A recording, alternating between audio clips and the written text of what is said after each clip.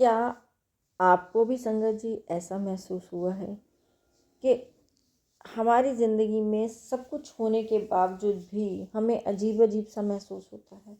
ऐसे लगता है हमारे पास कुछ है ही नहीं, अंदर से सब खाली है।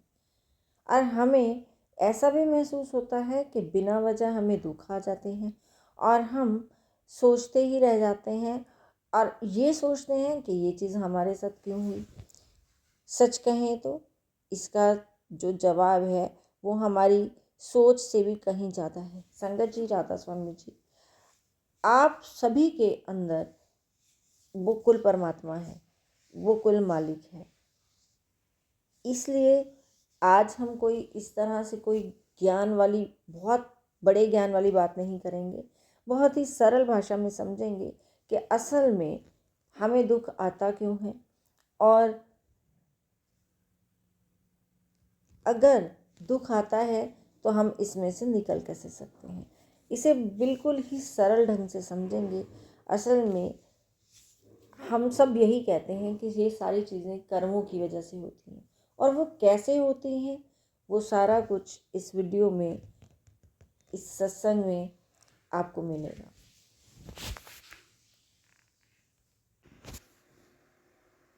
हम मान लें कि किसी ने अपनी ज़मीन के अंदर बीज बोया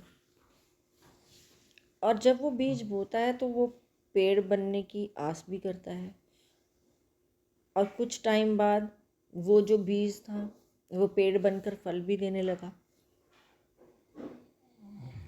अब आप सोच के देखें, जब उस फल को तोड़ते हैं और वो फल कड़वा निकल जाए खाने के बाद, तो क्या हम ये कहेंगे कि ज़मीन में दोष है? ऐसा तो नहीं है। इसी तरह से हमारे जीवन में भी जो हो रहा है वो हमारे कर्मों का परिणाम है। उसका कारण किसी भी तरह से कुछ और नहीं है। जो हमने करा है अपने पिछले टाइम में, उसका ही फल हमें अब मिल रहा है।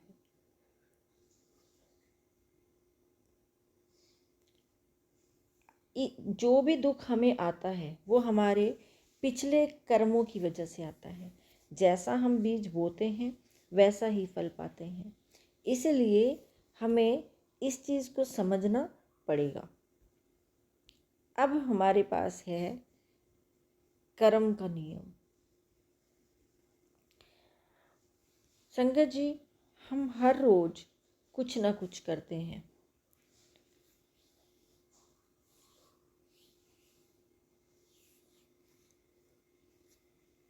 हम कभी कुछ सोचने लगते हैं, कभी कुछ बोलने लगते हैं, या फिर हम किसी भी तरह का कोई व्यवहार करते हैं किसी के साथ भी। तो हर चीज़ एक बीज की तरह है। किसी को अगर हमने दुख दिया तो वो दुख देने के बाद कुछ टाइम बाद वो हमारे पास वापस लौटेगा। उसी तरह से अगर हम किसी को प्यार देंगे या प्यार बांटेंगे तो तब रिटर्न में भी प्यार ही वापस आएगा। पर इन चीज़ों में फ़र्क है। फिर फ़र्क क्या है? ये चीज़ें एकदम से तुरंत नहीं होती, इन्हें टाइम लगता है।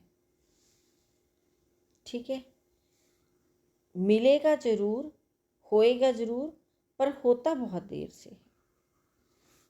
और यही एक ऐसी जगह है जहाँ इंसान को बहुत सारे भ्रम पड़ जाते हैं, वहम पड़ जाते हैं और इन्हीं भ्रमों में और वहमों में पड़ के वो आगे बढ़ता है। और फिर क्या होता है? इंसान किसी ना किसी रूप में कोई ना कोई गलती ज़रूर करता है।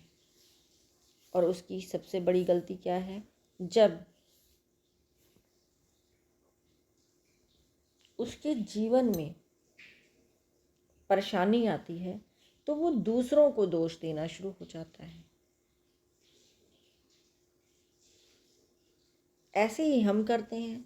हमें अपने जीवन में परेशानी आई, हमने दोष किसी और को दे दिया। कई बार हम ये कहते हैं कि हमारी तो जी किस्मत ही खराब है, ठीक है।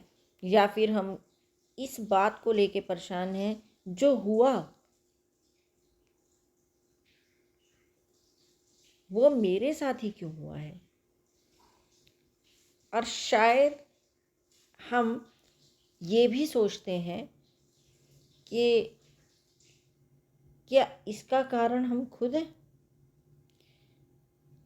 सही बात तो ये है, जो सच होता है वो कड़वा होता है। असल में हमने अपने जीवन का निर्माण करा है, हम अपने जीवन के खुद ही निर्माता हैं। इसलिए जो हम कर रहे हैं वो हम खुद ही कर रहे हैं। हम अपने ज़िंदगी में जो परेशानियां हैं, दुख हैं, वो खुद ही ला रहे हैं।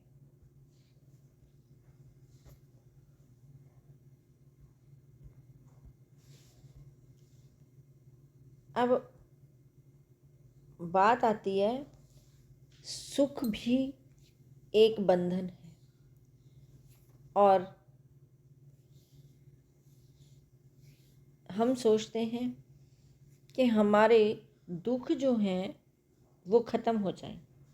अगर ऐसा हो गया तो सब ठीक हो जाएगा। पर जब हम सत्संग वगैरह में जाते हैं, संत हमें अलग से एक ही बात समझाते हैं, सिर्फ दुख ही नहीं सुख भी हमें बांधता है, क्योंकि दोनों ही बाहर की दुनिया में उलझे रहते हैं।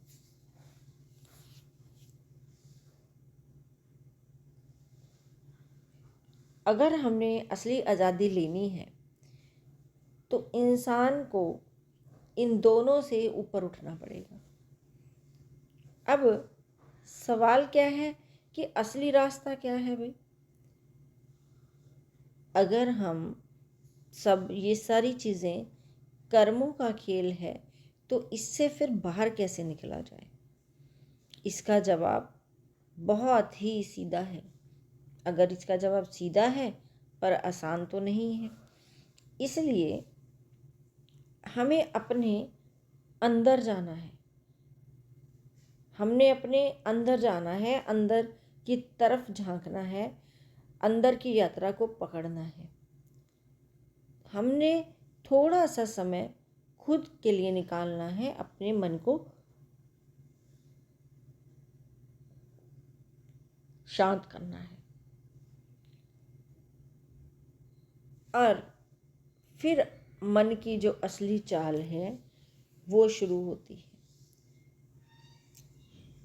क्योंकि सबसे बड़ा जो खेल है वो मन खेलता है। जब आप शांत बैठने की कोशिश करते हैं तो आपका जो मन है वो इधर उधर भागना शुरू हो जाता है और जब वो इधर उधर भागता है तो उस समय हजारों बातें याद कराता है। क्यों?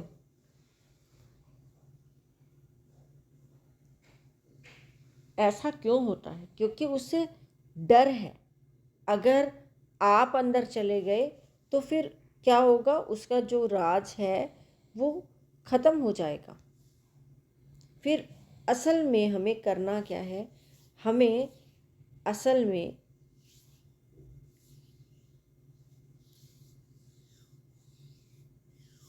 अभ्यास पे बैठना है। जब भी हम शांत हों, चुपचाप से बैठ जाएं। हमें किसी तरह की कोई डिमांड नहीं करनी, हमें किसी तरह की कोई इच्छा नहीं करनी, बस अपने अंदर ही एक ध्यान लगाना है। हमें शुरू शुरू में बहुत ज़्यादा मुश्किल लगेगी, पर जैसे जैसे समय बीतेगा, जैसे जैसे हम ये काम करेंगे, हमारा धीरे धीरे मन लगने लगेगा। हम हमेशा बाहर सुधारने में लगे रहते हैं। लोग हालात को, रिश्तों को, सब चीज़ों को सुधारते हैं। असली बदलाव पर तब आता है जब वो अपने अंदर देखते हैं।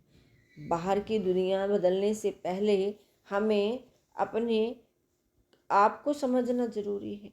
इसलिए जीवन का जो असली मकसद है वो खाने पीने और दौड़ने से नहीं है। असली मौका है हमें खुद को पहचानना है, अपने अंदर उस सच की पहचान करनी है। अगर यह मौका भी हाथ से निकल गया तो फिर ये चक्कर दोबारा दोबारा चलता ही रहेगा। हम अपने हाथ में कुछ नहीं ले जा पाएंगे। संगत जी, हमें धीरे धीरे ये बात समझनी है, जो चीज़ हम बोएंगे ना उसका फल हमें वैसे ही वापस मिलेगा। जैसा हम सोचते हैं हम अपने आप को हम वैसे ही बनने लगते हैं। इसलिए हमें जागरूक होने की ज़रूरत है। थोड़ा समय हमें अपने अंदर के लिए भी निकालना है, उस मालिक को भी याद करना है, वो मालिक जो हमेशा से हमारे साथ है। अगर यह बात बिल्कुल आपको अंदर तक लगी हो, समझ आई हो, तो ये सत्संग की वीडियो और संगत को शेयर भी ज़रूर करना। बाकी तो आपके ऊपर है, शेयर करना चाहो या ना चाहो। और हमारे इस सत्संग प्रोग्राम की वीडियोस और चैनल के साथ जुड़ने के लिए आपका बहुत बहुत धन्यवाद। गुरु प्यारी साथ संगत जी, राधा स्वामी जी।